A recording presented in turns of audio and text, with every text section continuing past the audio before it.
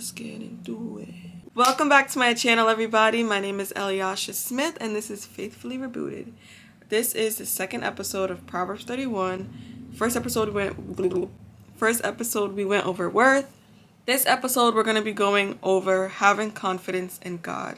Having confidence in God truly comes from having security. And when I mean security, I mean, us as women, we love having security in something. We love having security in our relationships. We love having security in our kids. We love having security in our household. Do we have that security in God? And that's where things start to get a little tricky and difficult, because all the areas of our life may feel fine, but if you don't have true confidence in God, then you start to feel a little unstable. You start to feel a little unprotected. I know when I'm not confident in God and His plans, I start to feel unprotected. I start to feel like the enemy can get to me easier, and we don't want that. So let's go over it.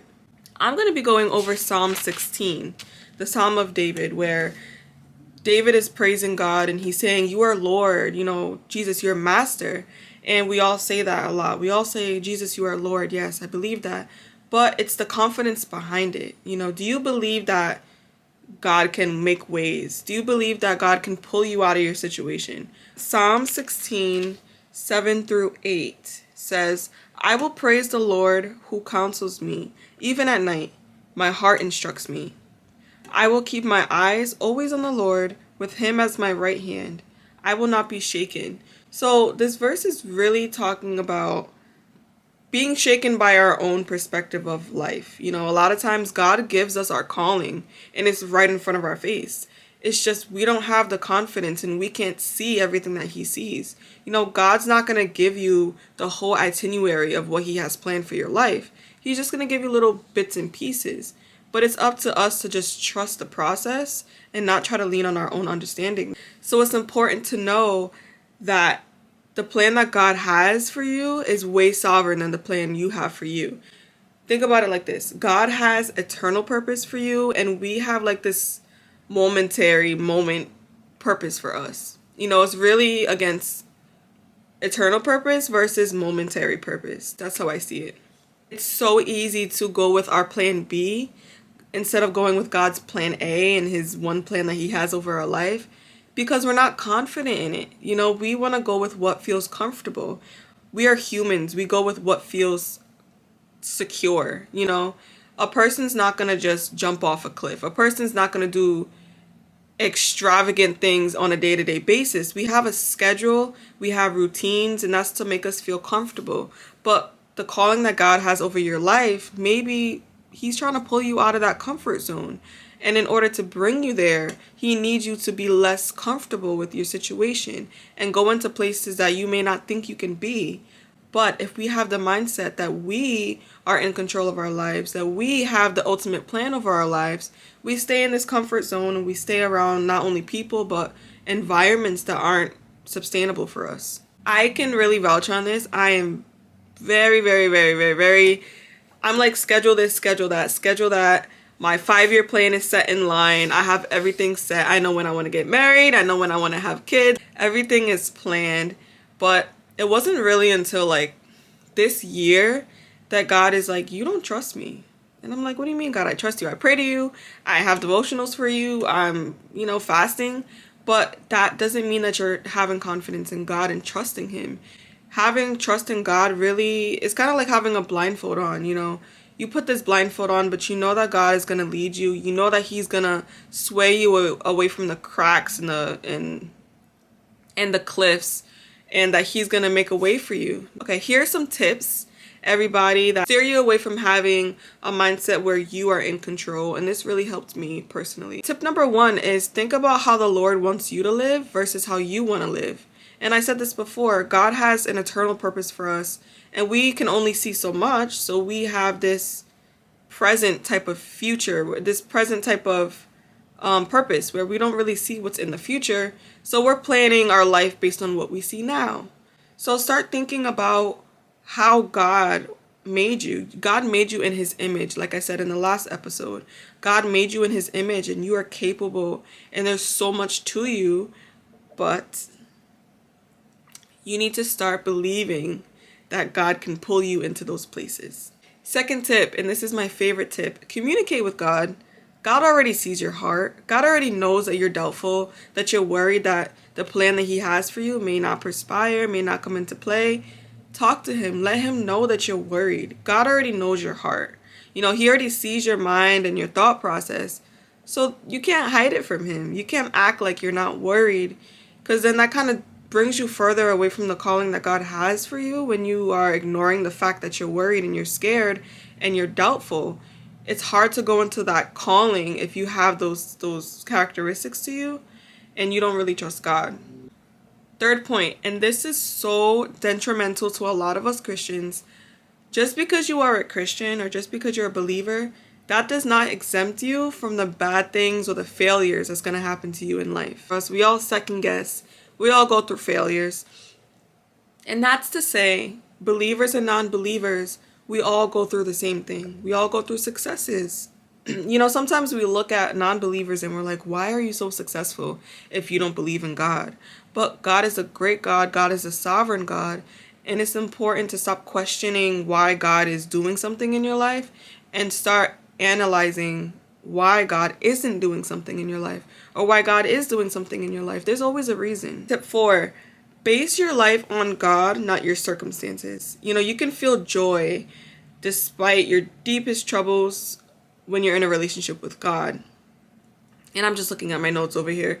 Having your relationship with God and the kind of relationship you have determines your outlook on life. So if you have a very negative mindset not negative, but if you have this mindset where God is kind of like gonna give you everything you want and need because you're a Christian, it's gonna pull you away from the person you can be.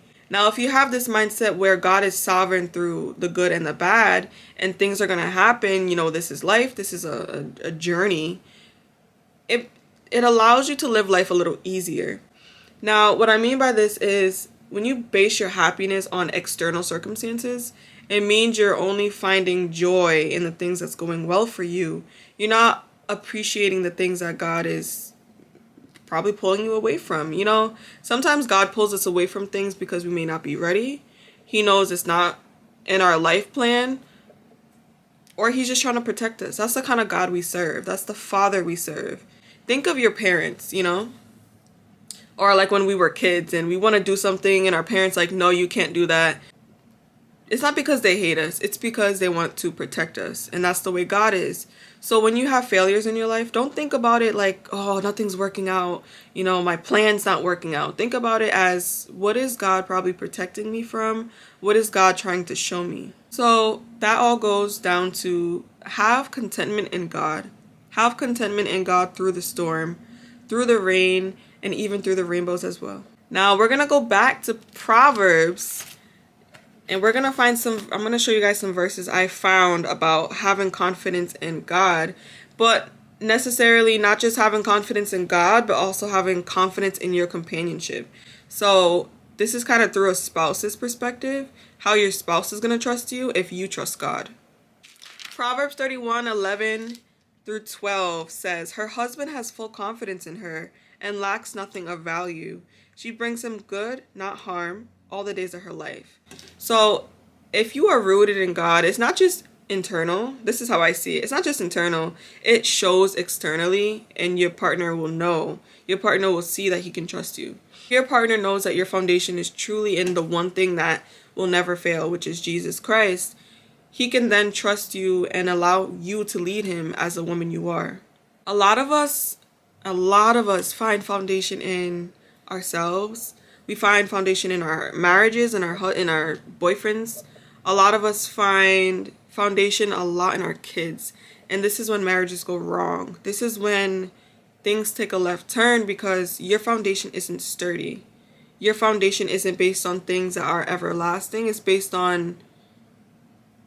just based on earthly and worldly things, which will tarnish.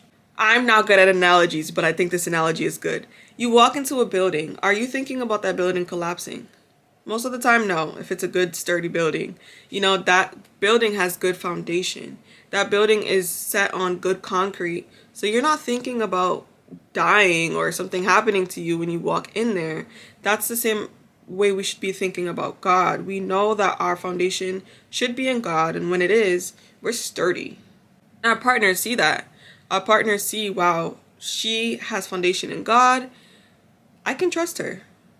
Next verse we're going to go over is Proverbs 31 verse 25, which is a little bit near the end, but it says, she is clothed with strength and dignity. She can laugh at all the days to come.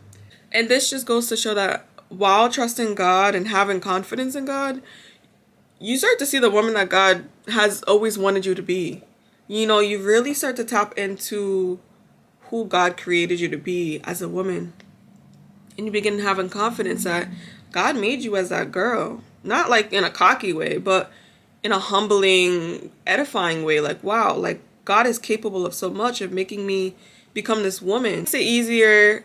So when we go through storms and when things don't go as planned, we can really like take a step back, evaluate the relationship we have with God, evaluate the kind of God we serve, and then you can step back in with a better mindset. I have this plan. I have a plan for this series, ladies. And God was like, yeah, no, delete. Next thing. This is the plan we're going to go with. I want you guys to truly, truly tap into the woman that God created you to be. You know, there's so much potential that we have as women, and God created us so divinely. It's important to know, like, the kind of woman that you can be. Is what I'm just saying. I hope you guys like this video. This is the second episode, so please stay tuned for the third one. If you didn't see the first one, I'm gonna link it right here. No, I'm not just making these videos for those that already have their confidence in God or already have their worth or their understanding with God.